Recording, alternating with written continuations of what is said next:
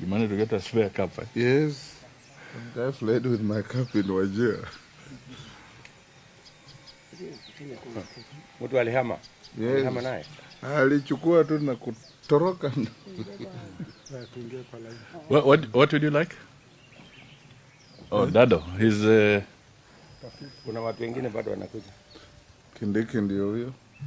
Ama wengine tuende. Hapana. Or balance this side. Yes. Because if you stand behind but between us, bado utaonekana. So tell us, are we good? Good. Thumbs up when you are ready. Good. Do you want the cup on or without? Without? Okay. And unajua I'm a dark fellow, so. Okay. Now, good morning to fellow Kenyans. We stand here as the team of Kenya Kwanza, and we want to speak to the issue of the now defunct BBI bill. We are all aware that the Supreme Court made a landmark ruling yesterday, and for some people, maybe the full import of that judgment is yet to register. But we want to emphasize some very critical points in our statement today so that Kenyans can be fully seized with the implications and damage that has been caused or inflicted on the Kenyan people by this process that was full of sound and fury, and at the end of the day signifying nothing. Our statement is dated Friday, 1st April 2022. First, the Supreme Court of Kenya, the apex court of the Republic of Kenya, under Article 163 of the Constitution, has on Thursday, March 31st, 2022, declared null and void the Constitution of Kenya Amendment Bill 2020, popularly known as the Building Bridges Initiative. While we laud the brave decision of a majority of the men and women at the highest court of the land, it is not lost on Kenyans or to Kenyans the colossal sum of money spent by the promoters of this unconstitutionality. We are aware that the Building Bridges Initiative Task Force spent approximately 10 billion Kenya shillings of public money in hotels, purportedly for collecting public views on the now declared unconstitutional Bill 2020. Further, we are aware that some accounting officers particularly violated the provisions of Section 66(1) subsection A of the Public Finance Management Act of 2012 by using public funds to finance the hefty expenses associated with the popularization of the BBI initiative. It is important to note that public funds used in the constitutional process were not appropriated by the National Assembly for the purpose, but were rather an illegal diversion of public funds by some public officials who decided to use their offices to finance politics contrary to the Constitution and the Public Finance Management Act of 2012.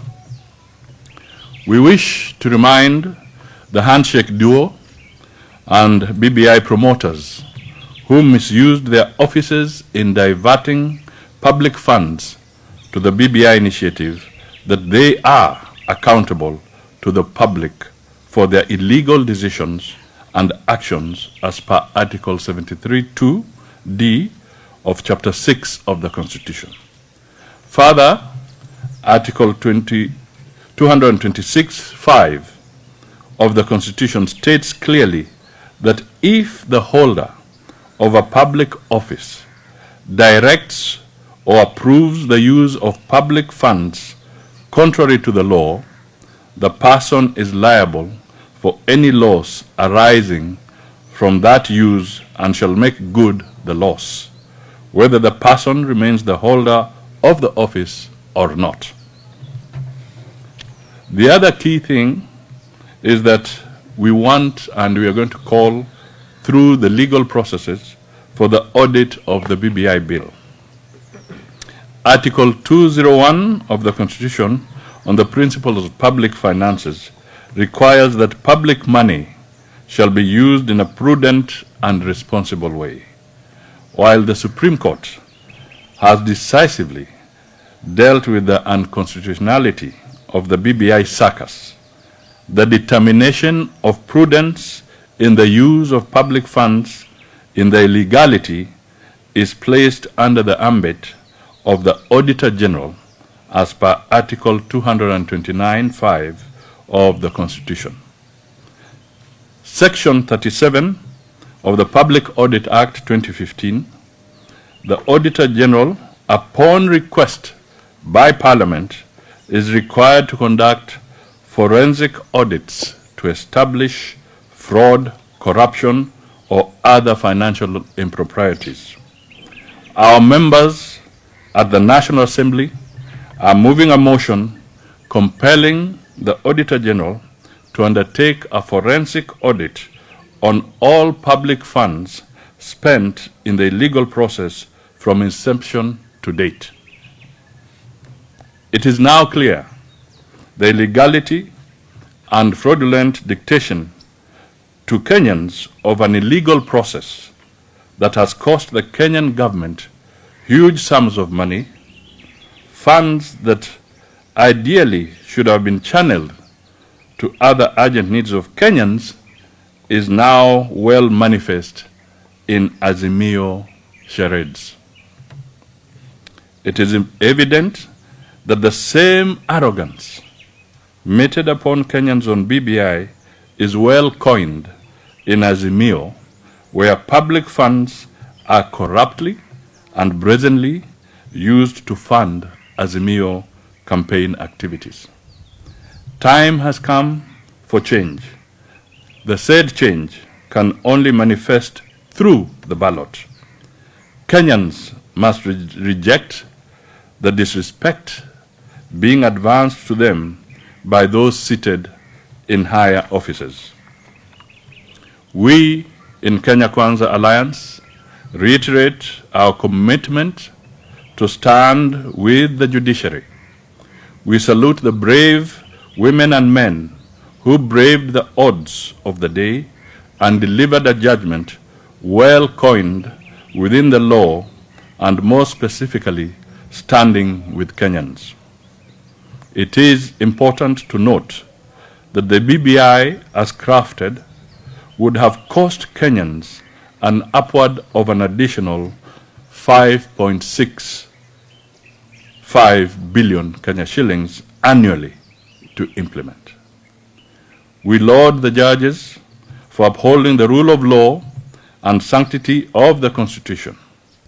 We reaffirm our resolve to actualize Article 173 of the Constitution on the Judiciary Fund. We applaud the Supreme Court for standing together with the people in their commitment to jealously guard and defend the sanctity of the Constitution. We are therefore reminded that, and I quote Abraham Lincoln, "It is apparent that the people are the rightful masters of the cause." Masters of the cause. It is apparent that the people are the rightful masters of the cause, not to overthrow the Constitution, but to overthrow the men who pervert the Constitution. Time is nigh for the Kenyan people to send the handshake brothers home. We have a date with them on the 9th of August, 2022, when we enter the ballot booth.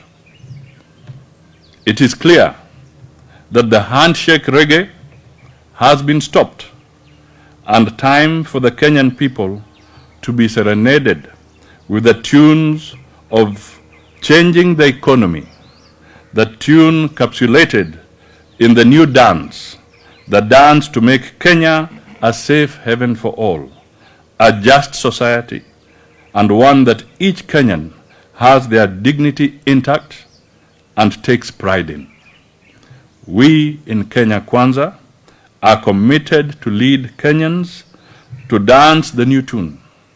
We are committed to ensure each Kenyan has their dignity intact. This can be realized through the blueprint that does not neglect the downtrodden or the bottom trodden and ensures all Kenyans have money in their pockets. God bless Kenya, and this is Kenya Kwanza Alliance. Thank you. Thank you very much. Excellent. Thank you. That's enough. Asanteni sana. Thank you. Have a good day. Asante. Very good.